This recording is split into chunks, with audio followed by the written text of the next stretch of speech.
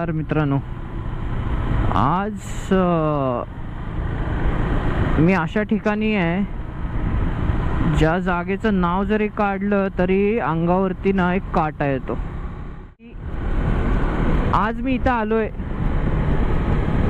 आणि लिटरली सांगतो, जसं जसं पावनखिंड जवळ येते माझ्या अंगावरचे काटे असे उभे राहतात. कारण जे हिस्ट्री त्यावेळेस घडवली ती प्लॅन करून पण आत्ता घडवता येणार नाही.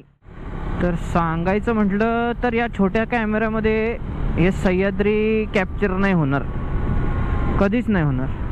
कारण सह्याद्री खूप मोठा आहे, ही जी पर्वतरांग आहे ती खूप मोठी आहे. पण तेवढेच मोठे आपले होते महाराज. विचार करा, आज गुगल आहे, रस्त्यावरती बोर्ड लावलेले आहेत तरी लोक चुकतात. मी स्वतः चुकतो. पण पावनखिंडची स्टोरी तर पिक्चर तर सगळ्यांनी पाहिला असेल. तर त्यावेळेला आपली महाराजांची जी सेना होती त्यांनी जो पराक्रम केला त्यांना खरंच सॅल्यूट आहे. ही गोष्ट बोलताना माझ्या अंगावरती काटे येत आहेत मित्रांनो.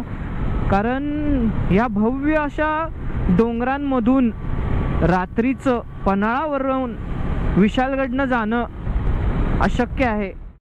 त्यांनी हे कसं केलं असेल ह्याची जाण आपण ठेवली पाहिजे. जय शिवराया.